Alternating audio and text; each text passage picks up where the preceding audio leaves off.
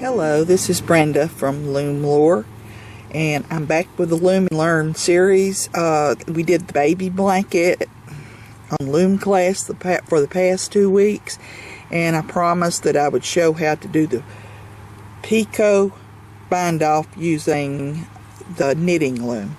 This is a very simple process, and I'm going to use the swatch that I created when I was showing you how to do the baby blanket. The best thing to do is use the loom that you knitted your blanket on, and you will only be using 2 pegs on that loom. First of all, put the swatch back inside the loom with the right side out, and you can choose any 2 pegs you choose. I'm going to get close to the anchor peg because it makes it a little bit easier. Pick up the stitches, and to do this, I'm going to bring this in a little closer. You need to pick up 2 of the strands. Don't pick up just one because it makes a big gap in the edging and the blanket. But most of the blanket around the cast on and the bind off and the slip sides have a chain effect, so all you need to do is pick up the 2 top stitches of the chain. Place those 2 top stitches, and it's sometimes easier to do this by doing it 1 strand at a time. That's 1 strand, and here's another one, and as you can see, there's 2 strands on the peg. And we're going to pick up the next 2 strands of the chain. There's that one and that one. I now have 2 strands on 2 pegs, 2 of the stitches. Now we need to add what we're going to do the bind off with, and I'm using this time some nondescript. I think this is some sort of chunky yarn. It may be Bernat. I don't know. This is one I lost the label on also.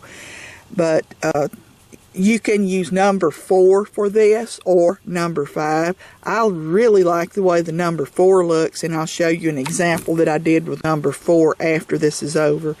First, let's create a slip knot around, across, and through.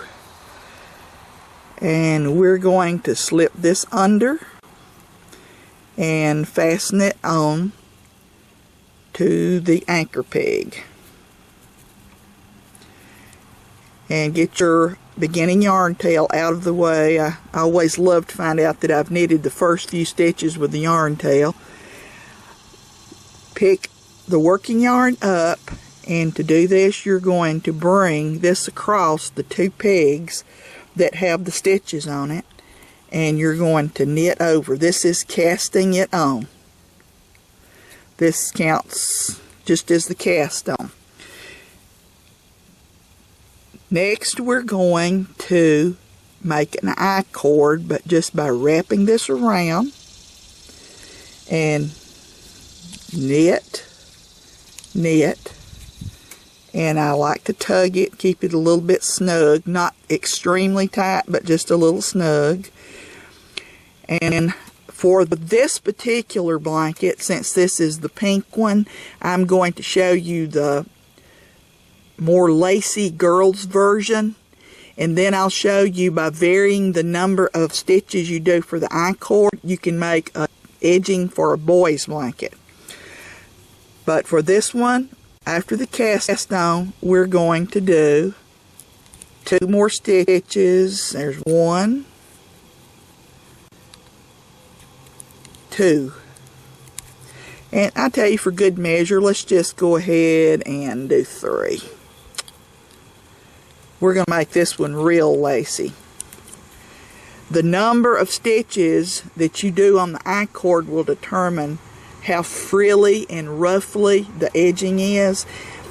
1 stitch is good for a boy's blanket when you don't want much frill, but for something you want a lot of lace and flounce with, then You can do as many stitches. You can experiment with it, and I'll show you that it's very easy to rip back and see what you've done.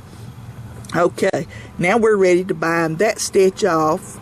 I'm going to move it back to the first one, and now I've bound that one off. Hold your working yarn out of the way and make sure that this is turned in the right direction, and it is. I'm going to pick up the next 2 stitches, or the next stitch, the 2 strands in the next stitch. We already have this one counts as the cast on, and I'm going to cast on this one. And now let's knit 1. That counts as 1 I-cord stitch. Knitted on 2 pegs, but it counts as 1 I-cord stitch. Here's 2. And I think we did 3 on the other, so let's do 3 on this one. 3.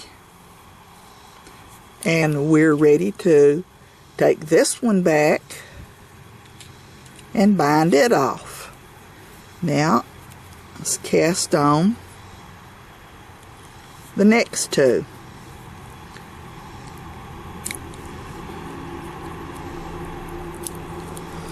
There's 1 strand, 2 strands for that top stitch.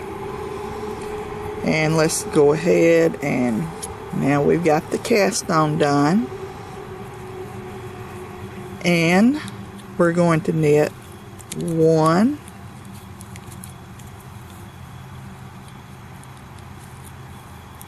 2, 3. 3 I-cord stitches. And let's bind that one off.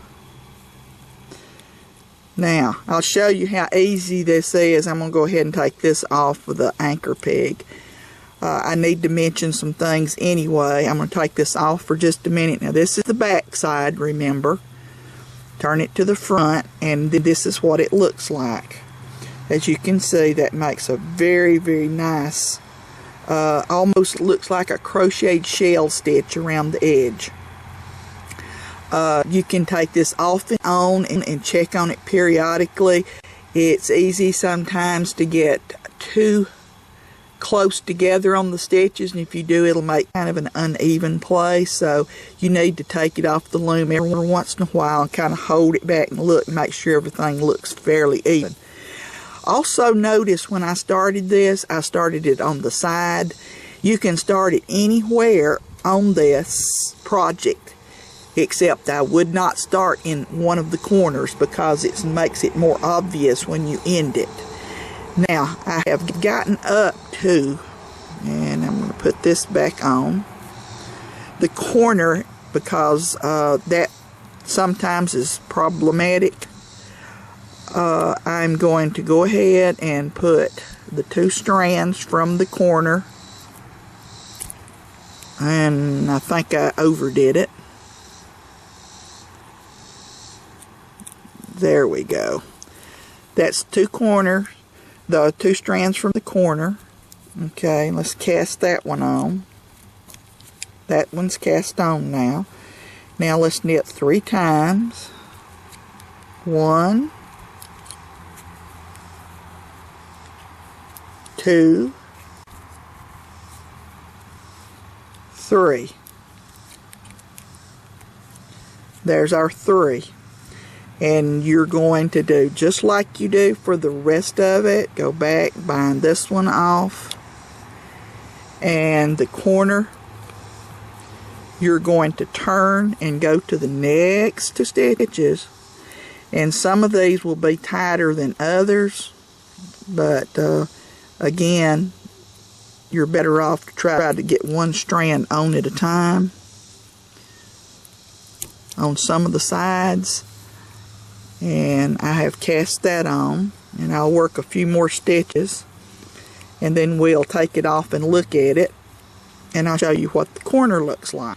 And let's bind this one off. Now we're going to look and see what the corner looks like. just make you a big loop so you don't ravel anything out. Take it off and flip it over, and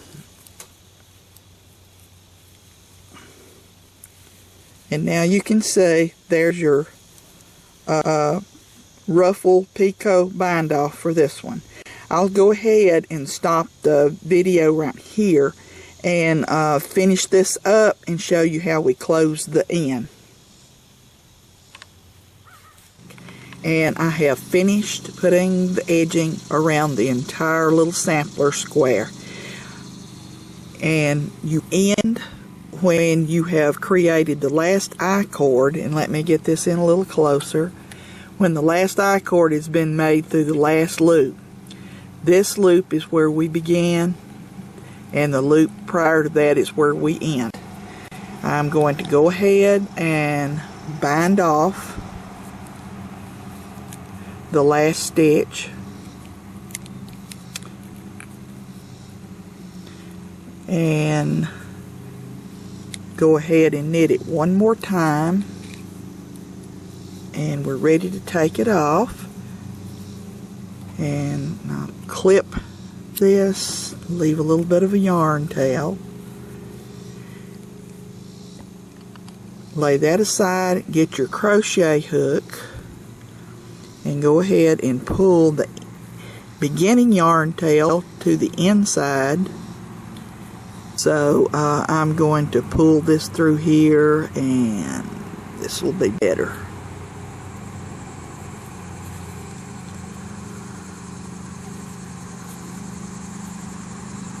And you want one strand of yarn between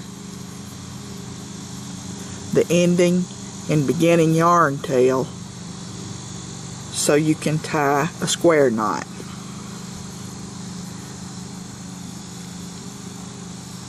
And that's all there is to it, other than working the yarn tails into the fabric, and you know how to do that.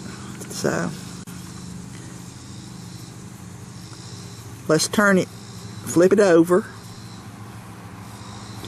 and let's block it a little bit with our hands.